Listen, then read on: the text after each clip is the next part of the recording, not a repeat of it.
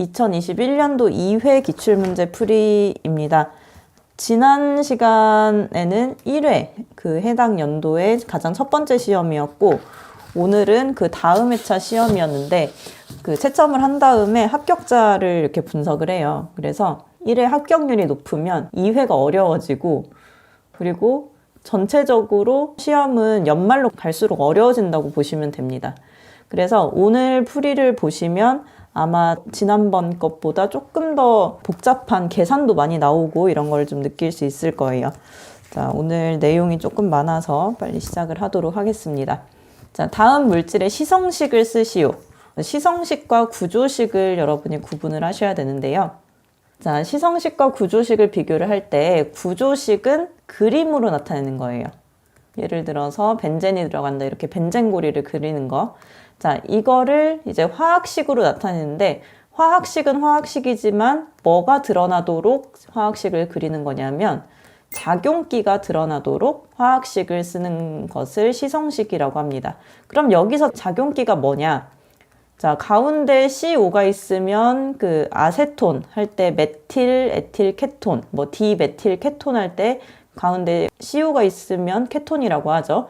그리고 끝에 OH가 있으면 히드록식이 알코올이라고 부르죠.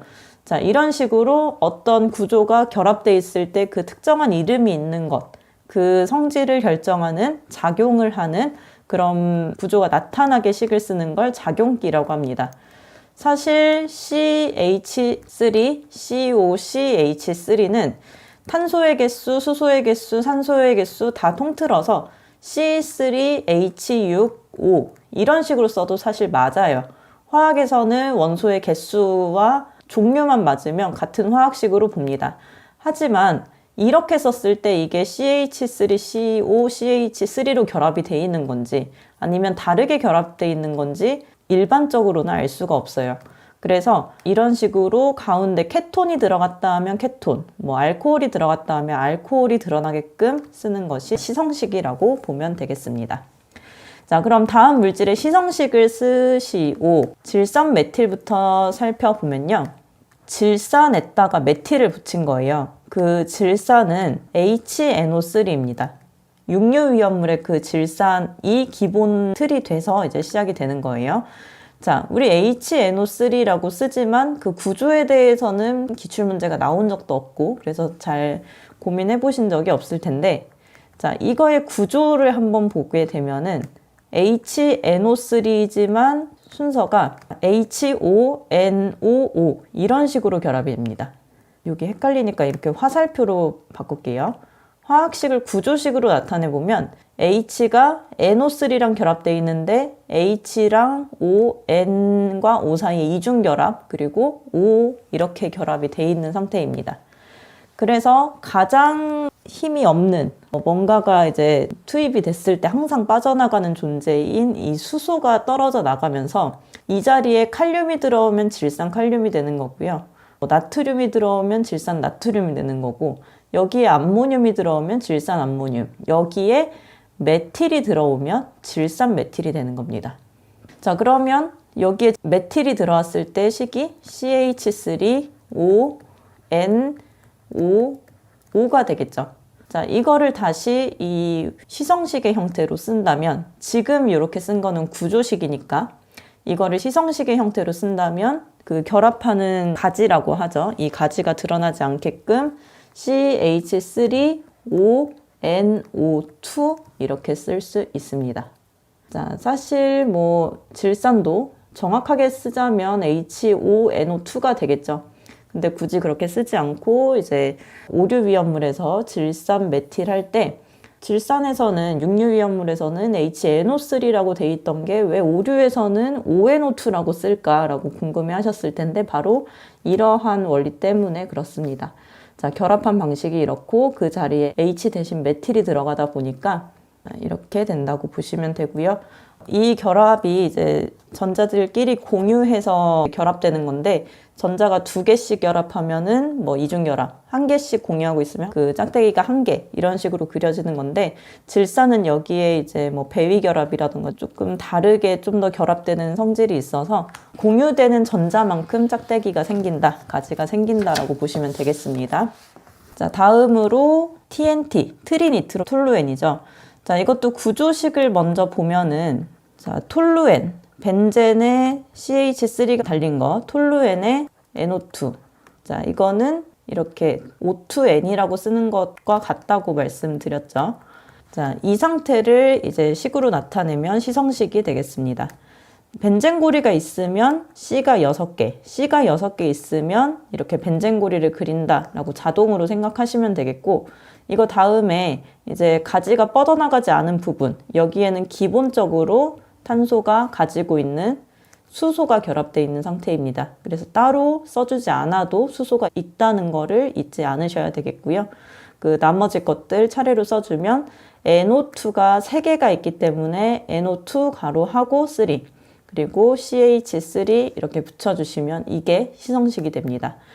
자, 여기에 붙은 이 가지에 있는 NO2라던가 CH3를 살려서 화학식을 썼기 때문에 이걸 시성식이라고 부르는 거고요. 자, 다번 니트로글리세린의 경우에는 질산에 H가 빠져나가고 메틸이 들어가면서 질산 메틸이 된 것처럼 글리세린, 사료위험물이죠. 글리세린이 자, 이런 식으로 자, C가 3개, H가 5개, 그리고 C마다 OH가 3개 이렇게 붙은 상태가 사료위험물의 글리세린입니다. C가 3개에 H 5개, 그리고 OH가 3개. 이 상태에서 여기에 OH의 H들이 빠져나가요. 이 H들이 자리를 뺏기고 그 자리에 니트로가 들어옵니다. C에 H가 있는 것은 동일하고요. O가 있는데 H 자리에 NO2가 이렇게 들어옵니다. 원래 OH였지만 H가 빠져나가고 NO2가 들어와요. 그러면 여기는 H가 빠져나가고 NO2라는 니트로가 들어온 상태가 되겠죠. 자, 근데 이 ONO2 어디서 봤냐면 이 질산 메틸에서 본 그 ONO2예요. 그러면 여기도 우리가 식은 이렇게 쓰지만 그 안에는 ONO2가 이런 식으로 N과 O가 이중결합, 또 오른쪽으로 O가 1개 단일결합, 이런 식으로 결합이 되어 있겠죠. 그래서 여기에서도 시성식을 나타낼 때 C가 3개, H가 5개, ONO2가 3개 이런 식으로 써주게 됩니다. 자, 그래서 이 가번의 경우에 ONO가 있는 이런 결합, 그리고 니트로글리세린에서도 마찬가지로 ONO2에 있는 이 결합들, 자, 이렇게 있는 결합은 그 탄화수소의 작용기 중에 하나인 이것과 닮아 있어요. 자, 중간에 CO가 있고 양쪽에 알킬기가 달린 이 작용기를 우리는 에스테르 결합이라고 불러요. 근데 이 에스테르가 CO가 에스테르인데 여기는 N이죠. 그래서 에스테르처럼 생겼는데 질소가 들어간 에스테르다. 그래서 여기를 질산 에스테르라고 부릅니다. 그래서 가번과 다번의 경우에는 니트로로 시작하거나 뭐 질산 이렇게 하지만 그 안에 있는 질산의 구조가 에스테르처럼 결합되어 있기 때문에 질산 에스테르류가 되는 거예요. 다번의 니트로글리세린도 마찬가지로 ONO2가 있기 때문에 그 안에 결합은 이런 식으로 이제 결합이 되어 있기 때문에 질산 에스테르류가 있어서 질산 에스테르류가 됩니다. 그러면 반면에 나번의 경우에는 NO2가 붙어 있긴 하지만 여기에서는 ONO2가 아니죠. 그냥 NO2만 붙어 있기 때문에 여기에서는 질산 에스테르 결합이 아니라 그냥 니트로가 들어간 거라서 여기서는 니트로 화합물이라고 부르게 됩니다. 필기에서 이제 오류 위험물 많이 외우시면서 니트로로 시작하는데 질산 에스테르라고 하고 트리니트로로 시작하는데 니트로 화합물이라고 하고 그런 게 조금 이해가 안 되셨을 텐데 이런 화학 결합을 이해하시면 조금 더 도움이 되실 거라고 생각이 듭니다. 그래서 시성식을 쓰는 문제였기 때문에 자, 시성식 CH3ONO2 그리고 C6H2NO2가 3개 CH3 니트로글리세린은 가장 오른쪽에 쓴 C3H5 ONO2의 3 이런 식으로 쓰시면 되겠고 책을 통해서도 답은 확인하실 수 있습니다. 자, 이번 다음 보기 중에서 제 일석이류를 골라서 쓰는 문제입니다. 자, 전체적으로 다 사료위험물에 해당하죠. 자, 에틸벤젠은 시험장에서 만난다면 당황할 수 있는 위험물 중에 하나입니다. 왜냐하면 우리 위험물 암기법 중에 없거든요, 이게. 그래서 일단 넘어가겠습니다. 자, 아세톤. 아세톤은 사료입니다. 사료 중에서 일석유류 수용성인 거 다 알고 계시죠? 이거는 뭐 설명할 게 없습니다. 400L 자동으로 나와야 되고요. 클로로벤젠도 사료의 면류인지 바로바로 생각이 나시죠? 자, 삼석유류의 비수용성 2000L입니다. 아세트산은 사료의 이석유류 수용성이라서 지정 수량이 2000L가 되고요. 포름산도 2000아포히 이렇게 외웠죠. 마찬가지로 사료의 이석유류 수용성이라서 2000L가 됩니다. 자, 일석유류 고르는 거니까 일단 확실한 거 아세톤 고를 수 있겠죠. 자, 한 개면은 다행이지만 보통은 여러 개 고르는 걸 거고 어쩌면 없을 수도 있는 그 실기는 이런 점이 굉장히 어려운 부분인데요. 일단 확실한 거를 앞쪽으로 써야 채점이 된다고 말씀을 드렸죠. 그래서 아세톤을 먼저 쓴다고 치면 에틸벤젠 이 이름만 봤을 때 구조가 조금 상상이 되실까요? 에틸이라는 말 우리 굉장히 많이 봤고 벤젠이라는 말도 굉장히 많이 봤습니다. 그러면 벤젠과 에틸이 결합했다는 말이겠죠. 근데 에틸하면은 항상 이렇게 비슷하게 나오는 탄화수소가 메틸, 기억나세요? 메틸. 그래서 메틸알코올, 에틸알코올 이렇게 하잖아요. 자, 여기도 마찬가지로 벤젠에 에틸이 붙은 에틸벤젠이 있으면 벤젠에 메틸이 붙은 메틸벤젠도 있습니다. 자, 근데 이걸 우리는 메틸벤젠이라고 안 부르고 뭐라고 불러요? 자, 이 식은 벤젠이 메틸과 결합했어요. 근데 위험물에서는 메틸벤젠이라고 부르지 않고 또 다른 이름을 쓰게 됩니다. 이 이름 말고 다른 이름을 더 많이 불러요. 바로 톨루엔입니다. 톨루엔. 자, 톨루엔은 몇 석유류냐면 분명히 일석유류 비수용성에 해당하는 그 위험물이죠. 그렇다 보니까 메틸벤젠이 여기 있는데 그 비슷한 에틸벤젠도 마찬가지로 일석유류의 비수용성이 됩니다. 그래서 에틸벤젠이 새로 나왔으니까 한 번 나왔던 위험물은 또 나올 수 있어요. 자, 에틸벤젠은 메틸벤젠과 사촌이고 거의 가족 같은 그런 관계고 그래서 메틸벤젠, 즉 톨루엔이 일석유류 비수용성에 있으니까 에틸벤젠도 일석유류 비수용성에 들어간다. 이렇게 정리하시면 되겠습니다. 자, 비수용성이라서 얘는 200L고요. 그래서 답은 에틸벤젠과 아세톤이 되겠습니다. 자, 답안을 쓰실 때는 이렇게 문제에다 동그라미 치시면 안 되고 그 답 칸에다가 정자로 이렇게 답을 쓰셔야 답이 인정이 됩니다. 자, 3번입니다. 동식물 유류에 대한 설명이고요. 자, 유지 100g을 경화시키는 데 필요한 요오드. I2가 요오드죠. 요오드의 그램수. 자, 이 용어는 어떤 뜻이냐 하면 기름이 있어요. 자, 기름은 보통의 상태에서는 액체입니다.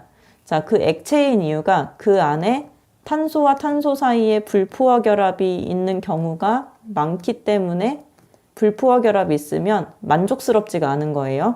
자, 이 불포화 결합이 많으면 액체가 됩니다.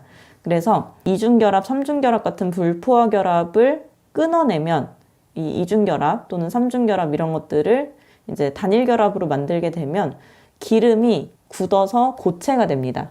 액체였던 기름이 고체가 됩니다. 자, 그러면 이때 들어가는 게 요오드예요. 요오드가 많이 들어가면 많이 들어갈수록 그 안에 이중결합이나 삼중결합 같은 불포화 결합이 많다라고 보시면 됩니다. 그만큼 이 요오드가 들어갈 자리가 많다. 그래서 유지 100g을 경화, 고체로 만드는 데 필요한 요오드의 그램수를 우리는 요오드 값이라고 합니다. 그래서 산업기사에는 그 비누화 값이라는 얘기가 나와요. 비누화 값도 같은 맥락으로 비누도 기름에서 만드는 거다 보니까 그 기름의 이중결합, 삼중결합을 끊어내고 다 이제 비누로 만들기 위해서 KOH가 얼만큼 들어가냐 그거에 필요한 그램수를 비누화 값이라고 하는데 기능사 수준에서는 비누화 값이라는 말이 안 나오지만 원리는 같습니다. 이 불포화 결합을 끊어내는 데 필요한 요오드가 많이 들어가면 많이 들어갈수록 그 안에 불포화 결합이 많다. 그래서 요오드가 많이 들어가는 것을 우리는 건성유, 요오드 값이 130 이상인 것들, 그리고 그것보다 좀 적은 것들을 반건성유, 100에서 130인 것들, 그리고 불건성유, 요오드가 100보다 적게 들어가는 것들, 즉 130이 넘어가면 그만큼 불포화 결합, 이중 결합 또는 삼중 결합이 많다는 뜻이고, 불건성유로 갈수록 이중 결합이나 삼중 결합이 건성유보다는 점점 적어진다. 이렇게 보시면 되겠습니다. 그래서 가번의 답은 요오드 값이 되겠고요. 나번과 다번에는 동식물 유류에 들어가는 야자유와 아마인유가 어디에 들어가는 건지 찾는 문제인데요. 저희가 암기법으로 사료위험물을 외우는 걸 많이 활용을 하시죠. 그래서 동식물 유류에서는 만건, 대정상, 해동, 아들, 그리고 반면, 청쌀, 옥채, 참콩, 불소, 돼지, 고래, 올리브팜, 땅콩, 피자 이렇게 하는데, 자, 여기에서 아들에 해당하는 이 기름의 종류, 그리고 옥채, 또 피자, 이 암기법을 활용하시는 분들은 이 문장이 뭔지 아실 거예요. 그리고 이걸 암기하셨으니까 필기를 합격하셨을 거고, 자, 이렇게 동식물 유류의 종류가 많다 보니까 이렇게 쭉 외우게 되는데, 해동 아들에서 이 기름의 종류는 뭘까요? 그리고 옥채, 여기에 기름의 종류는 뭘까요? 피자, 여기에 기름 종류는 뭔지? 아들은 아마인유, 들기름 있고요. 옥채는 옥수수유, 채종유고요. 이 피자가 이제 좀 헷갈리실 수 있는데 피마자유, 야자유입니다. 피마자유는 시작하는 그 피마자유의 피고요. 야자유는 그 중간 글자인 자예요. 그래서 이렇게 물어본다면 틀리면 되게 아까운 문제죠. 야자유는 불건성유고요. 아마인유는 건성유. 그래서 우리가 너무 익숙하게 잘 알고 있다 보니까 실수할 수 있는 그런 문제고, 틀리지 않도록 많이 연습하시기를 바랍니다. 자, 4번입니다. 자, 철의 연소 반응을 이용해서 철 1kg 연소시키는 데 필요한 산소의 부피는 몇 리터인지 구하시오. 자, 계산 문제가 많은 회차이기도 했는데 참 이런 문제는 굉장히 친절한 문제죠. 자, 몇 리터인지 구하시오니까 당연히 이상기체 상태 방정식을 쓸 거고, 그리고 연소했다는 건 화학 반응식도 써야 되는 건데 화학 반응식을 줬어요. 자, 이것 때문에 문제를 못 푸는 사람이 있을 거라는 걸 예측한 출제자의 의도를 파악을 하고 감사히 이 문제를 맞춰보도록 하겠습니다. 화학 반응식이 나왔기 때문에 바로 자신 있게 PV는 N분의 WRT로 시작을 해볼게요. 그럼 이 중에서 부피를 구하는 거니까 V는 PM분의 WRT가 되겠죠. 그러면 각각의 PMWRT를 써주는데, 자, 표준 상태는 어떤 것을 의미한다고 했냐면 0도씨 1기압을 의미한다고 했어요. 자, 그렇다 보니까 P는 1atm, M은 분자량입니다. 자, 분자량은 문제에 나온 이 F2의 분자량. 근데 분자량조차도 이렇게 나왔죠. 자, F2는 혼자 있다 보니까 그냥 원자량이 분자량이라고 보시면 됩니다. 55.85이고 여기에서 주의하실 점은 여기는 킬로그램이고 여기는 구하는 게 리터입니다. 자, 앞에 어떤 단위가 나오든지 상관없이 문제에서 구하라는 것이 중심이 됩니다.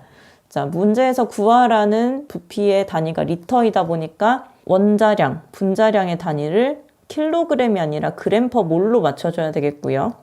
그리고 W는 질량, 1kg인데 1kg 그냥 대입하면 틀리죠. 환산해서 그램으로 맞춰서 이제 대입해줘야 됩니다. 자, 0.082만 쓰고 넘어가지 마시고 내가 정확하게 알고 있다는 걸 채점관에게 보여주기 위해서 atm 리터 per mol.k까지 다 써주시는 연습을 많이 하시고요. 0도씨에 273을 더했을 때 절대 온도 273 켈빈입니다. 어차피 더해도 273이지만 그 과정을 보여주는 그 의미가 있는 문제예요. V를 다 대입을 하면 1, 55.85, 1000, 0.082, 273에서 끝나는 게 아니라 자, 우리가 필요한 건 철의 부피가 아니라 산소의 부피죠. 자, 지금 앞에 있는 것은 철의 값입니다. 철의 분자량, 질량을 가지고 계산을 했기 때문에 철의 값을 산소의 값으로 환산을 해줄 거예요. 자, 화학 반응식의 의미가 철 4개가 산소 3개랑 반응해서 이제 산화철 2개를 만들어낸다는 뜻이니까 철 4개가 산소 3개랑 반응한다는 뜻으로 4분의 3을 곱해서 답을 구해주시면 되겠습니다. 자, 계산했을 때 300.671 뭐뭐뭐가 나올 텐데 우리는 셋째 자리에서 둘째 자리 반올림 하는 것만 채점관에게 보여주면 되니까 셋째 자리에서 둘째 자리 단위 꼭 빠뜨리지 마시고 이렇게 마무리해 주시면 되겠습니다. 자, 이렇게 한 문턱을 넘었는데 이제 또 다시 연달아서 이렇게 이상기체 상태 방정식이 나왔어요. 자, 이런 식으로 시험지에는 계산 과정과 답이 있을 거예요. 4번 문제도 마찬가지로 계산 과정 답 써놓지는 않았지만 이상기체 상태 방정식이나 웬만한 계산 문제는 화학 반응식 말고는 다 계산 과정에 들어간다고 보시면 됩니다. 자, 이렇게 돼 있는 경우에 지금 벤젠이 연소했다고 하니까 화학 반응식부터 필요하겠죠. 연소 반응식은 너무 기본적인 거고 그 안에 들어가는 원소조차도 너무 기본적인 원소라서 그냥 화학 반응식은 쓰고 시작을 하겠습니다. 2, 15, 12, 6이 되겠고 부피를 구하는 거니까 PV는 M분의 WRT에서 V는 PM분의 WRT. 반복되는 건데도 계속 쓰는 이유는 내가 알고 있다는 걸 표현하기 위해서 미리미리 연습을 하는 겁니다. 자, P가 표준 상태라고 했으니까 1atm이 될 거고요. M은 분자량. 뭐의 분자량을 구해야 되냐면 질량이 주어진 그 물질의 분자량. C6H6이니까 12 곱하기 6, 1 곱하기 6이 돼서 78. 여기서는 단위가 세제곱미터니까 킬로그램 퍼 킬로몰이 돼야 되겠죠. 자, W. 여기서는 30kg 그대로 씁니다. 구해야 되는 부피의 단위가 세제곱미터니까 그렇고요. R은 0.082.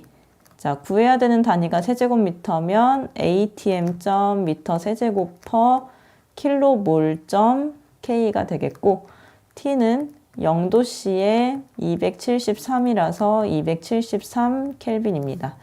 자, V에 대입했을 때 1, 78, 30, 0.082, 273이고 자, 여기에서 지금 앞에 쪽은 벤젠에 대한 값이고 우리가 알고 싶은 값은 공기입니다. 공기. 자, 근데 공기는 산소가 아니에요. 공기는 산소가 아니고 공기는 산소 21%, 질소 79%가 혼합된 기체입니다. 그러니까 산소를 먼저 구한 다음에 또 공기로 넘어가야 돼서 일단 벤젠을 산소로 바꾸겠습니다. 벤젠과 산소의 비율은 2대 15예요. 벤젠 2개당 산소 15개. 그래서 2대 15가 되겠고 여기서 끝나는 게 아니라 산소를 뭘로 바꿔줘야 된다? 에어라고 쓴 거예요. 에어. 그래서 산소분의 공기를 하게 되면은 자, 공기 100%당 산소가 21개, 질소가 79개 있는 거기 때문에 21분의 100이라고 쓰셔도 되고 저는 책에 0.21분의 1이라고 썼을 거예요. 같은 거죠. 얘를 1로 놓느냐 100으로 놓느냐의 차이니까 이 비율 때문에 0.21 또는 0.79가 나오는 겁니다. 자, 이거 계산기로 계산을 해보시면 자, 307.5로 딱 떨어지네요. 그래서 이렇게 마무리 해주시면 되고 뭐 소수점이 4, 뭐뭐뭐 이렇게 조금 달라지는 거는 상관없고요. 그리고 끝에가 5로 소수 첫째 자리로 끝나면 그냥 첫째 자리로 마무리 하시면 됩니다. 대신 어떤 문제든 단위를 꼭 빠뜨리지 않으시도록 조심하셔야 되고요.